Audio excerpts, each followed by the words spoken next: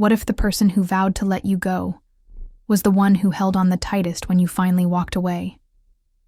Stay with me until the end. This one might just leave you breathless. And while you're here, don't forget to like and subscribe, so you never miss stories that stay with you long after they're over. I used to believe weddings were sacred moments, shimmering with hope and love, draped in lace and music. But as I stood beneath the dim chandeliers of the Grant family's private library, turned chapel for the night, I learned that weddings could also feel like funerals. The air smelled of old oak and sandalwood, rich and heavy, almost suffocating. Rows of high shelves lined with dusty, leather-bound books towered over us like silent witnesses. The faint crackling of the fireplace behind me was the only sound filling the awkward silence that hung like a thick fog. Elliot Grant stood by my side, tall, commanding and devastatingly distant. He didn't look at me.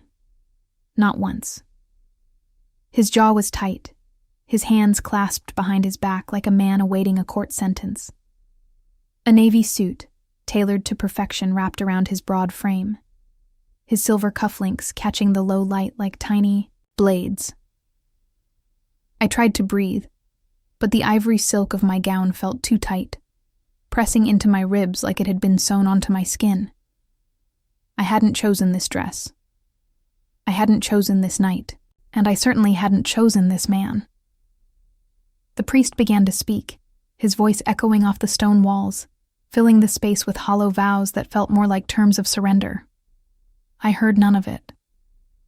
My mind drifted to the apartment in Brooklyn, the scent of chamomile tea filling the air as my mother hummed softly in the kitchen. She used to tell me, "Honor Isla, we live and die by it, but never give it away to someone who won't treasure it."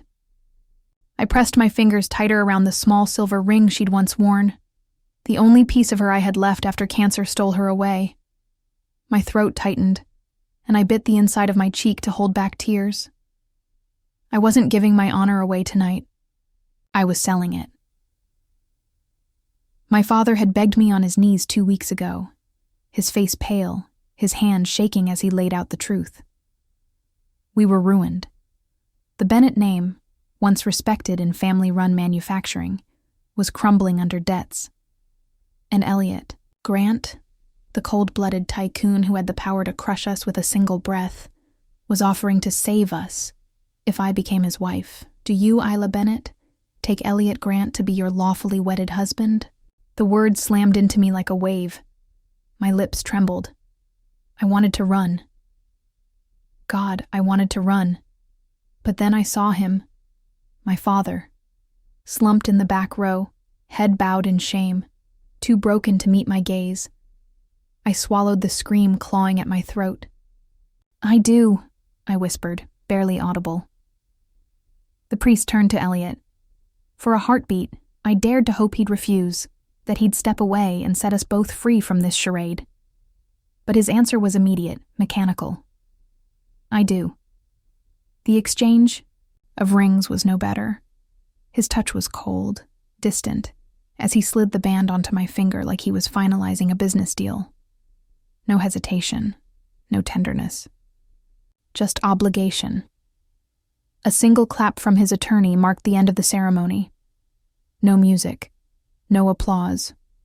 Just the crackling fire behind us, mocking the ashes of whatever dream I'd once held. I turned to step away, but something snagged in my mind. Something from earlier today. A box I'd found tucked inside my mother's old cedar chest when I was packing for this godforsaken night. Among the yellowed photos and brittle ribbons was a letter. The handwriting was hers, soft and slanted, but firm. I'd read the words over and over, trying to understand. "If you ever meet him again, ask him about the promise I couldn't keep." His name is Elliot.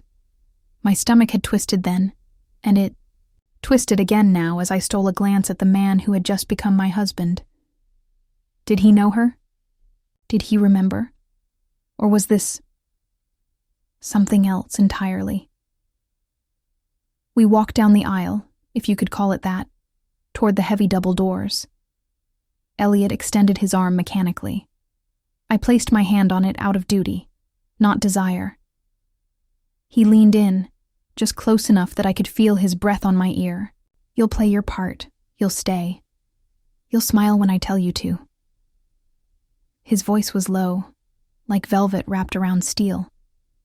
And just like that, I knew I wasn't just a wife. I was a prisoner in a gilded cage. I never imagined marriage could feel like exile. But that's exactly what it was. Elliot's mansion, Grant Estate, sat on the cliffs just outside New York City, overlooking the Hudson like a glass fortress. From the outside, it looked like something out of a dream. Sprawling terraces, manicured gardens, endless walls of floor-to-ceiling windows that shimmered under the city lights. But inside, it was cold, silent, too perfect. Not a home, just a stage dressed in wealth. The driver had dropped us off at the main entrance hours ago. Elliot never touched me once on the ride over. No words, no glances, not even a breath drawn in my direction. I had expected, I don't know, something. Even a cruel smirk would have felt more human than this wall of nothingness. He led me through marble hallways, past towering glass panels and steel sculptures that looked too sharp, too lifeless.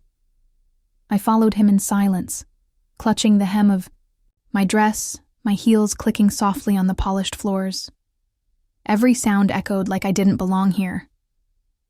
Finally, he stopped in front of a tall door near the far end of the east wing.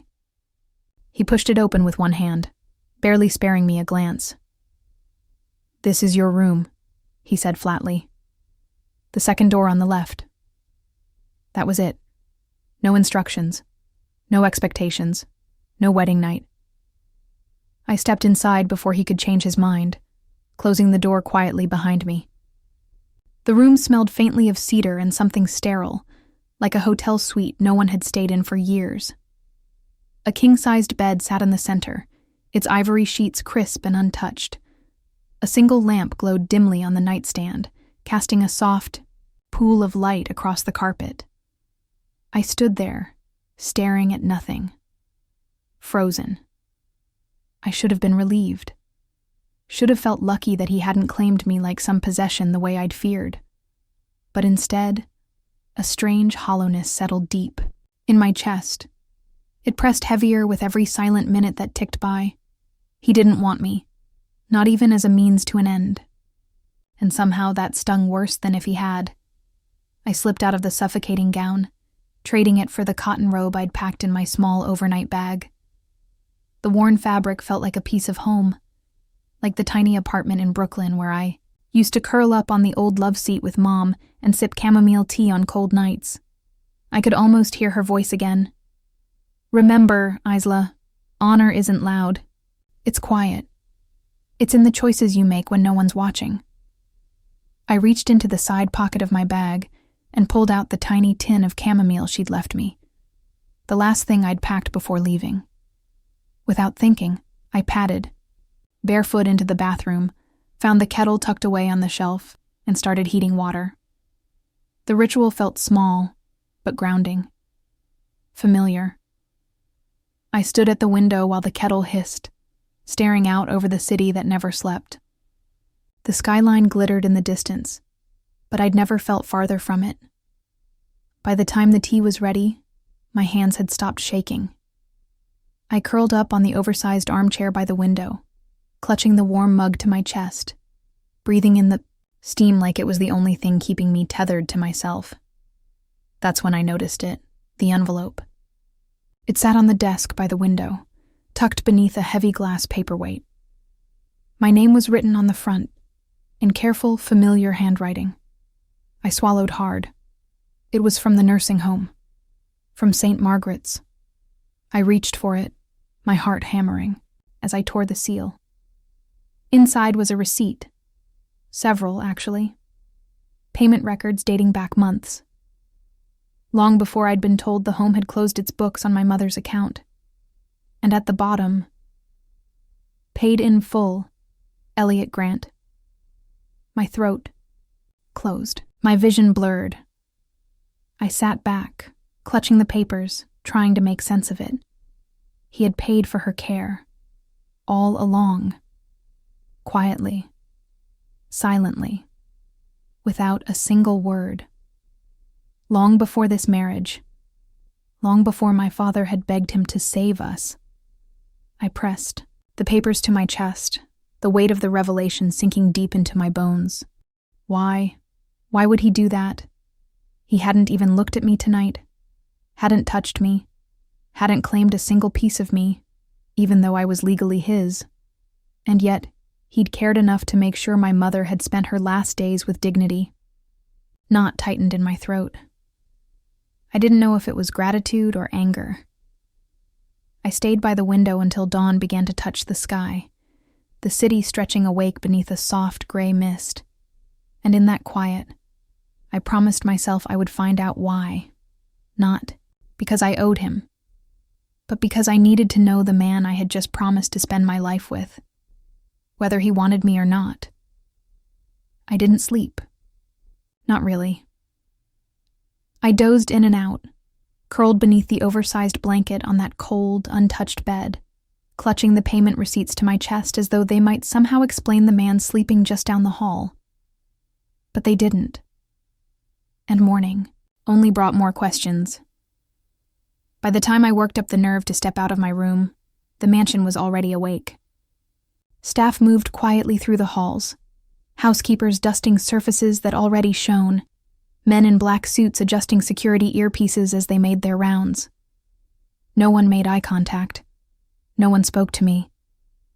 I was a ghost in my own life. I wandered, aimlessly, until I found myself standing outside the Grant family's old study, the one place I had never dared enter before. The heavy oak door was cracked open, just enough for curiosity to slip through. I shouldn't have gone in. I knew better. But something, maybe desperation, pulled me across the threshold. The room smelled of leather and cedar, like time itself had settled in the walls. A large wooden desk sat beneath a stained glass window, its surface littered with papers and unopened letters. But what caught my eye was the antique writing box resting near the edge. It looked familiar, too familiar. My breath hitched as I reached for it, my fingers trembling slightly as I flipped open the brass latch. Inside, nestled among yellowed, stationery and dried ink pens, was another letter. This one, addressed in my mother's handwriting. My knees nearly buckled. I pulled it free, my heart thundering in my ears as I unfolded the fragile paper. The words were faded, but I knew that script like I knew my own breath. Dear Elliot, I'm writing this knowing you may never read it. I'm writing because I cannot bear the weight of this silence any longer. I loved you once. You know that. But I broke that love when I married Robert Bennett. I told myself it was the right thing. For my family, for my future. But I've carried the guilt every day since. I kept our daughter away from you. I kept Isla away, fearing she might one day pay for the sins I committed. And yet here she is, standing at the edge of your world.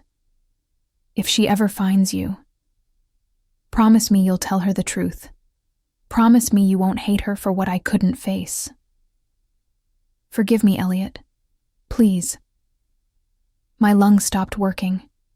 The room spun.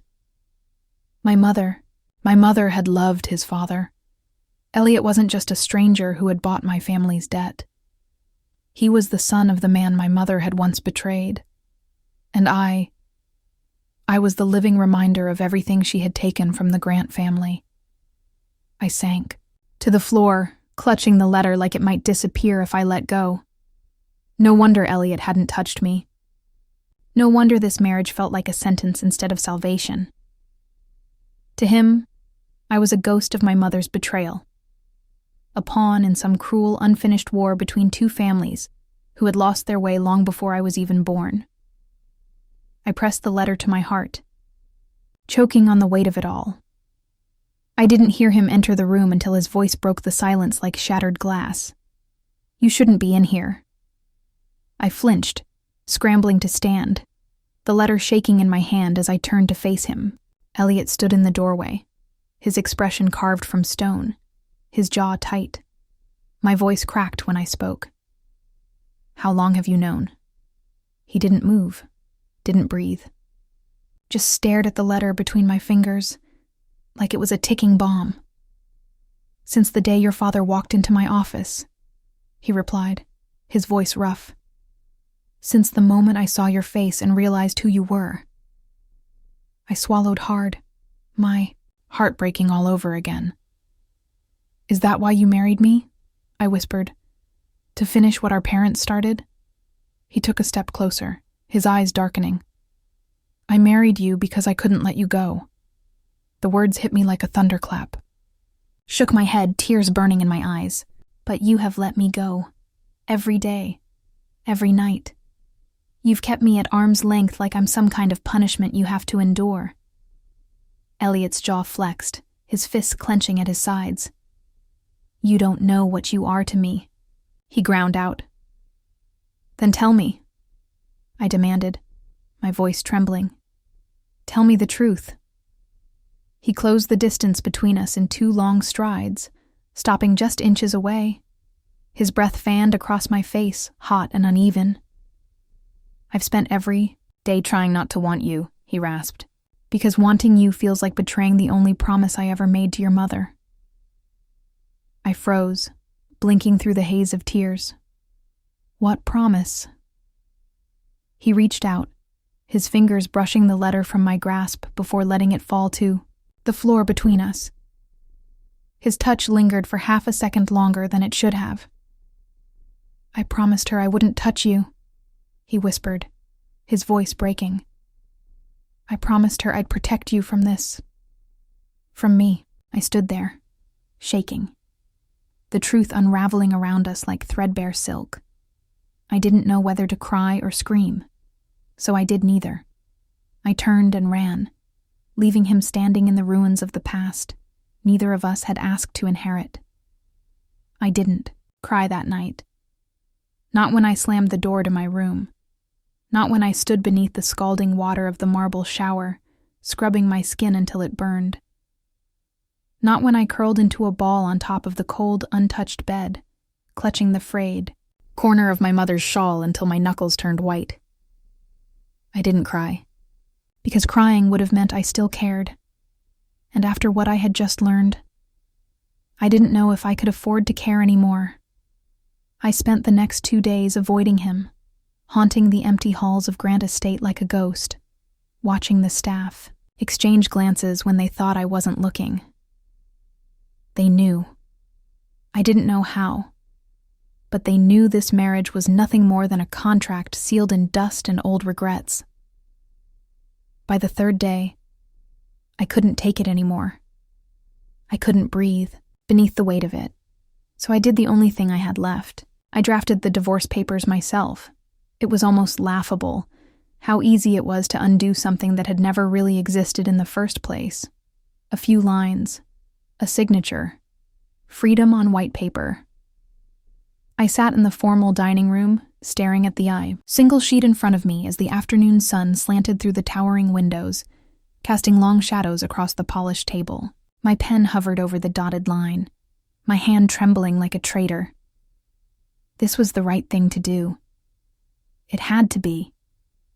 I signed my name in neat, unshaken script. When I stood, I felt like I was floating outside of my body, watching someone else gather the papers and walk toward his office like a woman on autopilot. The door was already ajar when I reached it.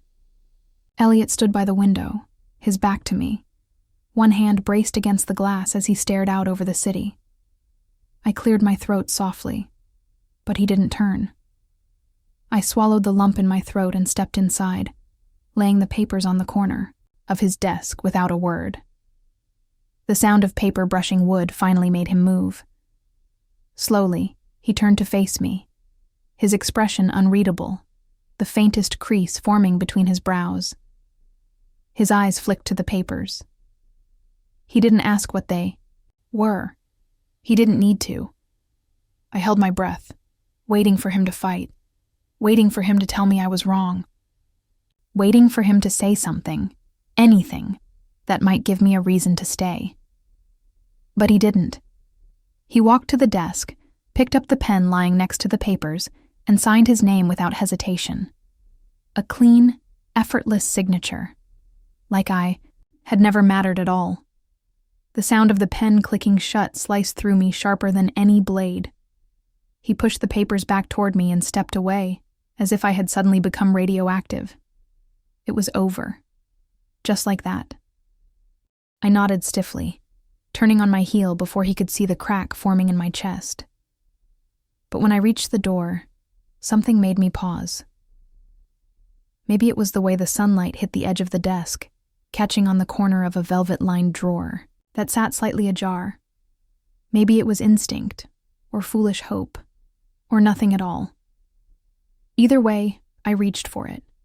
Inside, nestled beneath a stack of business cards and loose change, lay the wedding ring I had worn for exactly 3 hours on our wedding night. The band I thought had disappeared into the void along with every other piece of this farce. Except it hadn't. He had kept it. Hidden it. Held onto it.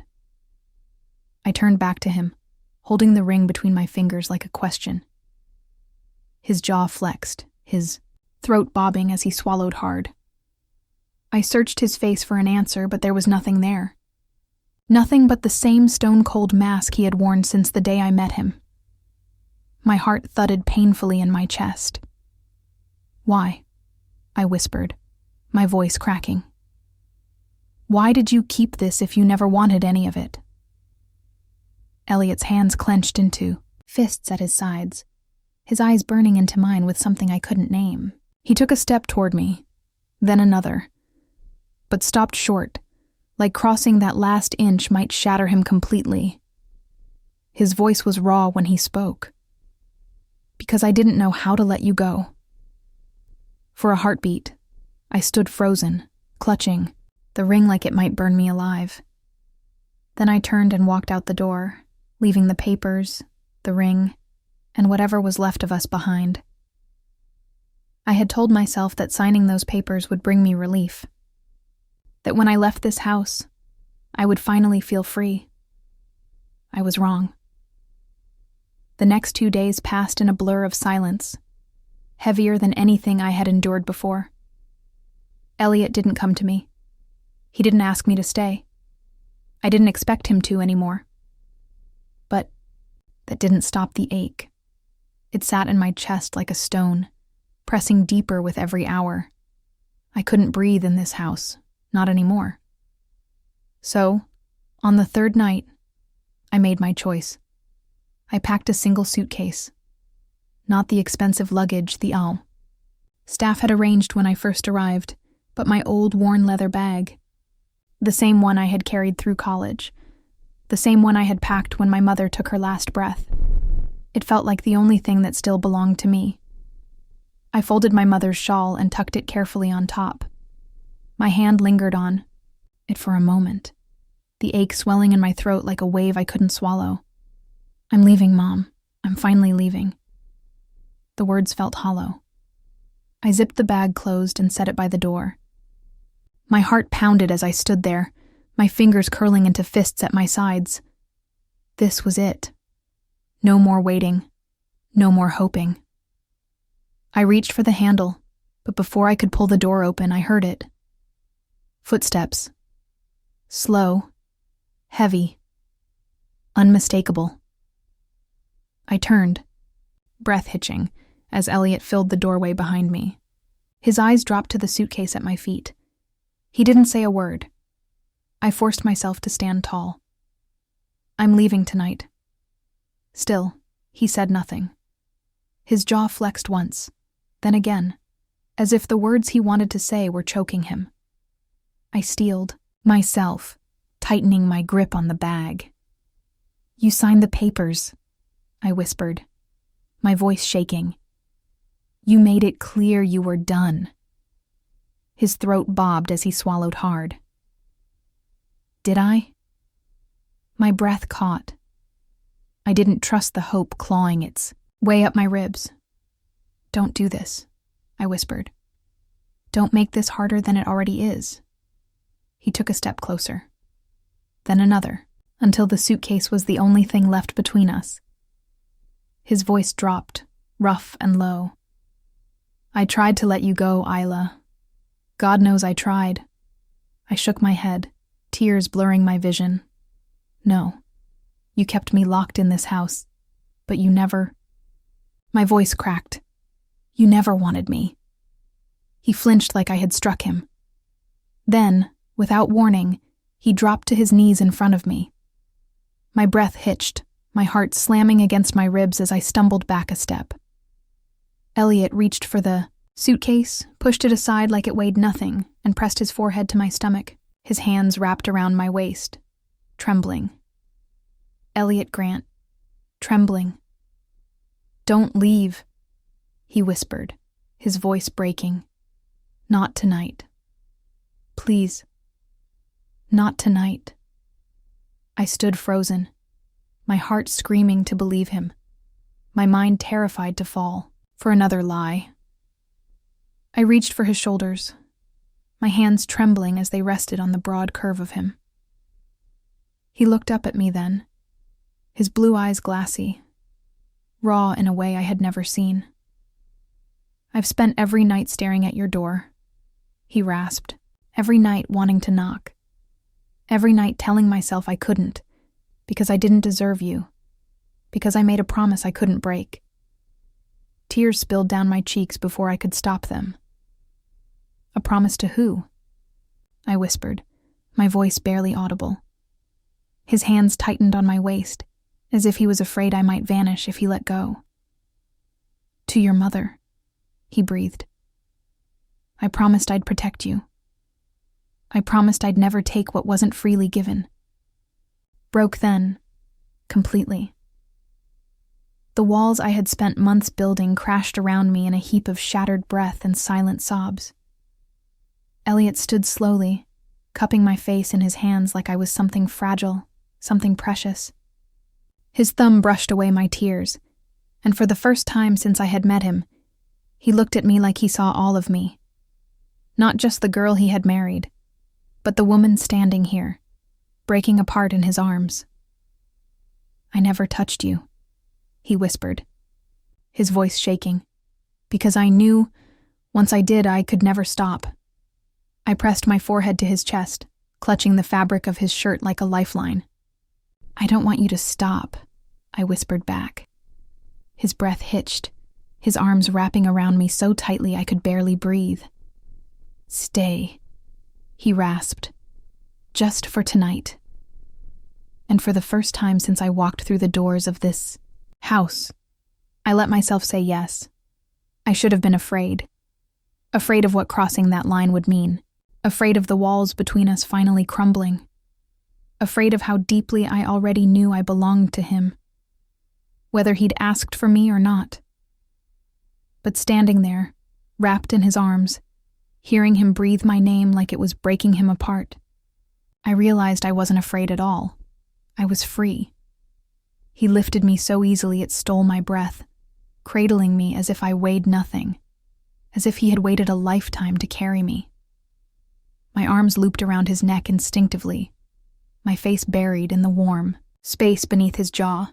I could feel the tension rolling off him in waves, his heart pounding almost as hard as mine.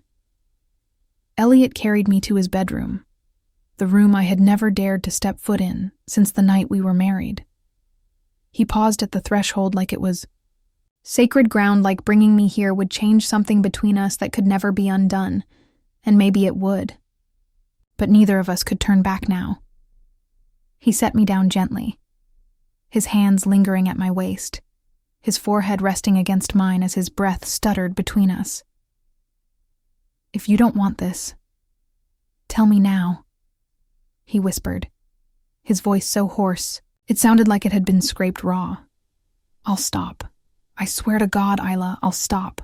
I lifted my hands to his face, tracing the sharp lines of his jaw, the crease between his brows, the lips that had haunted my dreams long before I ever knew the weight of them. I don't want you to stop, I whispered. The words snapped something.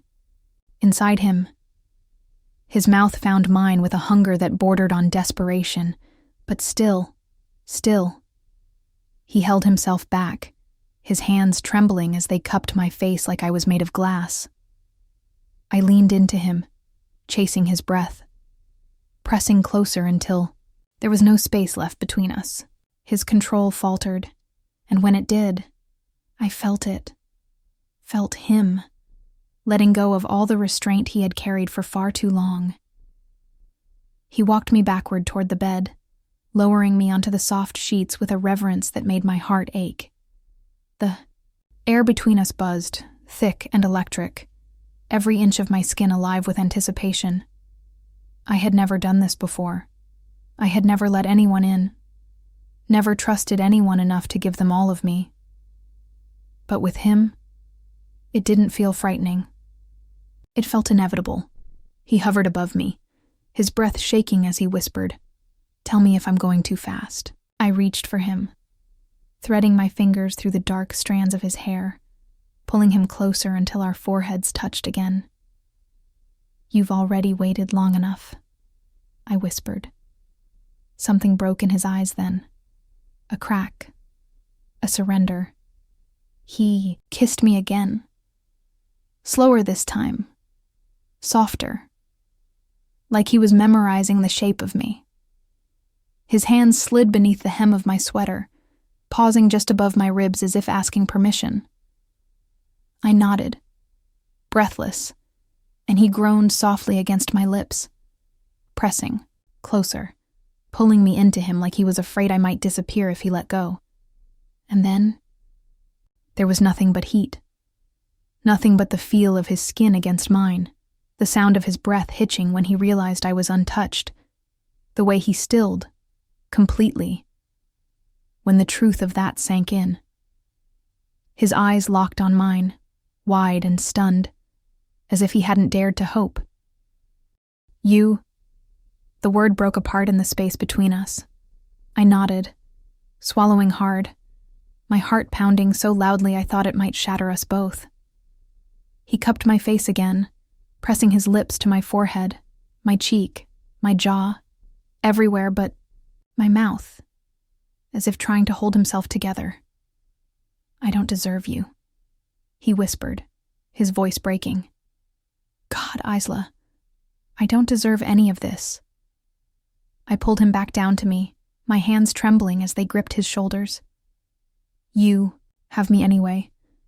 And when he finally claimed me, truly, fully, it wasn't rough or rushed or anything like I had feared. It was slow, reverent, a quiet breaking a part of every wall we had ever built between us. He touched me like I was a prayer he didn't think he was worthy of answering. And I let him. Over and over again, until there was nothing left between us, but the sound of steady breaths and tangled limbs and the softest whisper of my name on his lips. When I finally lay there, curled against him beneath the thin, rumpled sheets, I realized something I hadn't dared believe before. I wasn't just his wife in name. I was his, completely, irrevocably, endlessly his, and for the first time in months, he was mine too. We stayed in that room all night. No words, no explanations, just the quiet hum of two people who had finally stopped running. I don't remember falling asleep. I only remember waking to the soft glow of morning pressing through the curtains. Elliot was still there, arms wrapped tightly around me, his breath warm against my neck. His hand splayed across my stomach like he was afraid I'd slip through his fingers if he let go. I lay there for a long time, memorizing the weight of him, the feel of his skin beneath my fingertips, the steady rise and fall of his chest. Had spent months convincing myself that this man was stone, untouchable. But here, in this quiet space between darkness and light, I realized how wrong I had been. Elliot Grant wasn't untouchable. He was breakable. And I had just watched him fall apart for me. I shifted slightly, turning in his arms to face him. His eyes fluttered open, heavy with sleep, and for the first time since I had met him, they looked unguarded. "Morning," I whispered, afraid to break whatever fragile thing we had built between us. He let out a soft breath, brushing a strand of hair from my face with a tenderness that made my chest ache. "Stay," he whispered back, his voice rough with sleep. I nodded before I could second-guess it. We stayed like that until the sun was high, until reality started, creeping back in with every tick of the clock on the far wall. When he finally pulled away, I saw something shift in his face. A hesitation, a weight pressing on him heavier than before. "What is it?" I asked softly, reaching for his hand. He sat up slowly, scrubbing a hand down his face, his shoulders curling inward like he was bracing for impact. "There's something you need to know," he murmured, not meeting my eyes. "Something I should have told you the day we married." My stomach twisted, 1,000 terrible possibilities crashing through my mind. He stood, pacing toward the window, his hands trembling slightly at his sides. "After your mother left. After she married your father." He swallowed hard, pressing, his palm to the glass like he was trying to hold the city back. "My father fell apart. He never recovered. He drank too much, gambled too much. He lost everything." I sat up, clutching the sheet to my chest, my heart pounding. "He blamed your family," Elliot continued, his voice cracking. "And I grew up believing he was right, that the Bennetts had ruined us." I shook my head, tears burning my throat. "Elliot," he turned, finally meeting my eyes, and the pain there stole the breath from my lungs. "But I met you," he whispered. And for the first time, I didn't see the past. I saw you. Just you. I covered my mouth with my hand, tears spilling down my cheeks. He took a step toward me, then another, falling to his knees at the edge of the bed.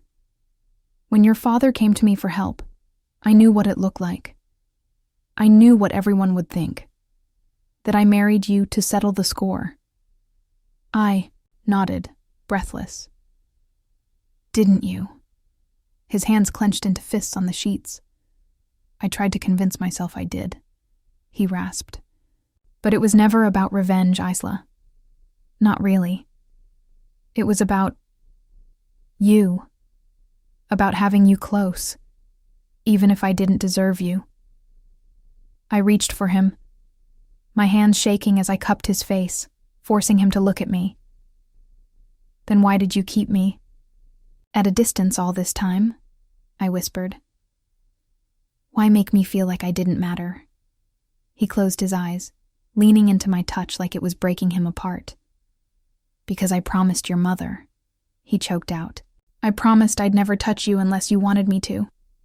I swore I'd protect you, even from myself." A sob tore from my throat as I pulled him closer, pressing my forehead to his. "You kept that promise," I whispered. "But what? About us, Elliot? What about now?" He wrapped his arms around me, holding me so tightly I could barely breathe. "I don't want to hide anymore," he whispered. "I don't want to lose you." I pulled back just enough to meet his gaze, my heart thundering. "Then let me choose you," I whispered back. Tears shimmered in his eyes as he reached for the drawer beside the bed, pulling out the divorce papers I had left on his desk days ago.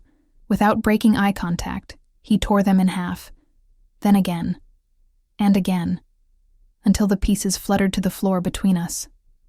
"I'm done hiding behind contracts," he whispered. "I'm done letting fear decide for me." He stood slowly, reaching for my hand, pulling me up with him. "Stay with me," he murmured. "Not because you have to, but because you want to." I didn't hesitate. I laced my fingers with his, grounding us both. "I'm not going anywhere." The next morning, for the first time in months, I didn't wake up alone. Elliot was already awake when I stirred, his hand tracing slow, steady circles on my back beneath the blanket. There was no tension in his touch, no hesitation, just quiet, anchored presence. I shifted closer, pressing my face against his chest, breathing in the steady rhythm of him. "Morning," I whispered. "Morning," he murmured back, his lips brushing my hairline. We stayed like that for a long time, tangled in silence that, for once, felt anything but empty. Eventually, he reached over to the nightstand and grabbed something small, placing it between us on the pillow. My breath caught when I saw it. The wedding ring. The one I had thought he'd hidden away. The one I had nearly walked out on. The one he had never let go of. He cupped my hand in his, lifting my fingers carefully as if they were something sacred. "No, we did this all wrong," he whispered, his voice trembling just a little. "But I want to do it right now. If you'll let me." I swallowed hard, my throat thick with emotion. He slid the ring onto my finger again, slower this time, as if every second mattered. "Mine," he whispered, his voice breaking. "If you'll have me."